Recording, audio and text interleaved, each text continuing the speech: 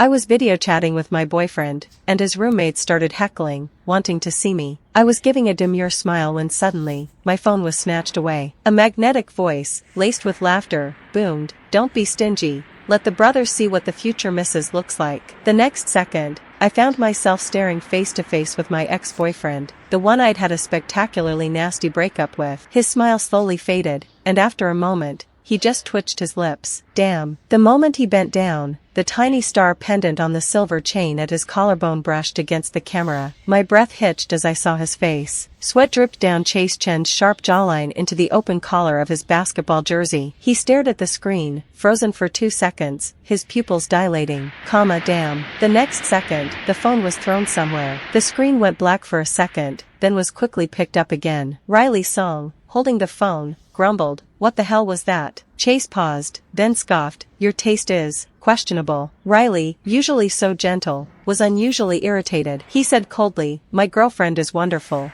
Don't talk nonsense." "Yeah, the future missus is gorgeous. I think she's even prettier than the foreign language department's queen." "Chase, what's wrong with your eyes? I'd eat ramen for 3 years to date someone like her." "Screw 3 years, I'd do 10. His roommates erupted in laughter. Chase didn't say anything else. Riley picked up the phone. "Sorry, Star. He probably lost at basketball today and is in a bad mood." A gritted voice came from the other end. "I won. By 20 points. Riley remained impassive. "He's just brain dead then. Star, I'll pick you up for dinner tonight." After hanging up, I lay back on my bed. The summer sunlight was harsh. I covered my eyes with my arm. It had been 3 years since I last saw Chase. He was still wearing the star necklace I'd given him. Such a cheap thing. I still remembered it cost $199. And the couple set was half price, only $100. I'd tossed mine away long ago. He seemed the same, yet so different. It was the same face, but his maturity sharpened his features, like a polished gem, his rebelliousness barely contained. I suddenly remembered 3 years ago,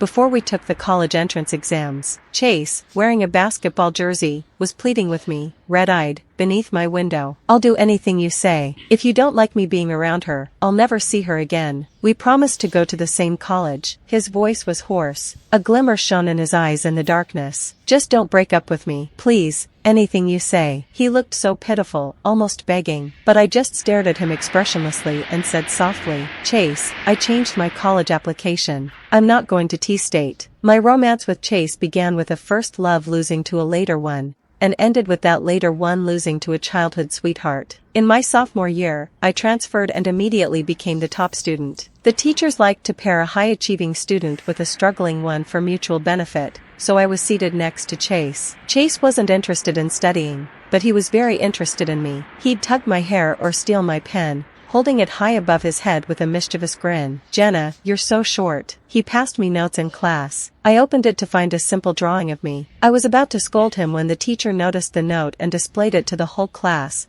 making us stand outside as punishment. I was a model student. I'd never suffered such injustice. I glared at Chase, eyes red with anger. "Chase, you're sick." He was at fault and didn't speak. After a while, he folded the drawing into a star and secretly slipped it into my hand. Looking at the star, I couldn't help but laugh. Our relationship gradually improved. I would force him to do his homework until he understood it, checking his work and not allowing him to cheat. He'd wait for me downstairs every day, walking me to and from school, going with me to the shops near our school. On a whim, I bought 2 star necklaces, giving him one. Chase was a popular figure at school, handsome, rich, good at basketball. Many girls liked him. One of them cornered me, asking if I liked Chase. My teenage pride and inexplicable anger made me answer instinctively, I wouldn't date someone with lower grades than me. The girl looked behind me. I turned sharply, realizing Chase had been standing behind me, listening for who knows how long. He passed me without expression. After that, Chase never initiated contact. He stopped talking to me in class, stopped walking me to and from school. We sat at the same desk,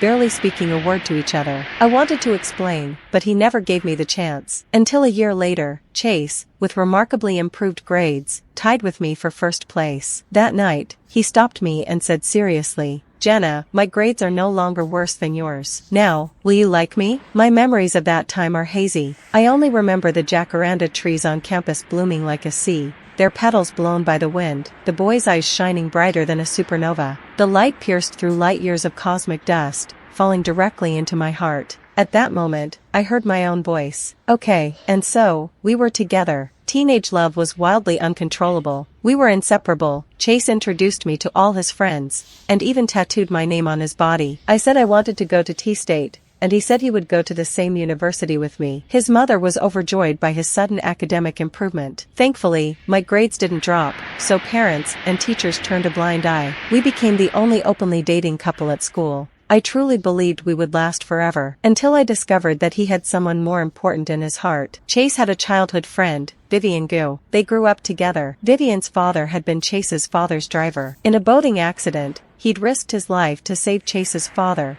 but had no strength left to reach the shore and died. Chase's father was a man of integrity. He immediately took Vivian and her mother in, promising to treat Vivian as his own daughter and support them for life. Vivian was inseparable from Chase, even after we started dating. She followed us to and from school. Chase and I fought about it countless times. Just when Vivian stopped following us, she reappeared, leaning on Chase. Sorry, Jenna, I know you don't want to walk with me, but I sprained my ankle, and Chase insisted on taking me home. Chase's eyes were on Vivian, his brow furrowed, scolding her. You didn't even tell me your ankle was hurt. Did you plan to hop home on one foot? Get on. I remember that day. Chase walked ahead of me, carrying Vivian on his back. Vivian was clinging to him, recounting their childhood stories. I couldn't get a word in. She whined, Chase, my ankle hurts so much. I had never heard Chase's voice so tender. Your ankle hurts so much? What should we do then? I want that cake from the shop on the corner, the most expensive one. Okay, I'll take you home first and buy it for you. Chase, can I walk with you from now on? I'm always harassed by bullies when I walk alone. I'm so scared. Chase frowned. Why didn't you say so? I'll pick you up tomorrow morning. You're not allowed to walk alone without me. Vivian smiled, glancing back at me. Okay. The setting sun stretched their shadows long, inseparable. I was left further and further behind, but Chase never looked back. He only turned to me when he reached Vivian's home. I have to buy Vivian a cake. I won't walk you home today. Jenna, you go home yourself. I stared at him for a long time before turning away.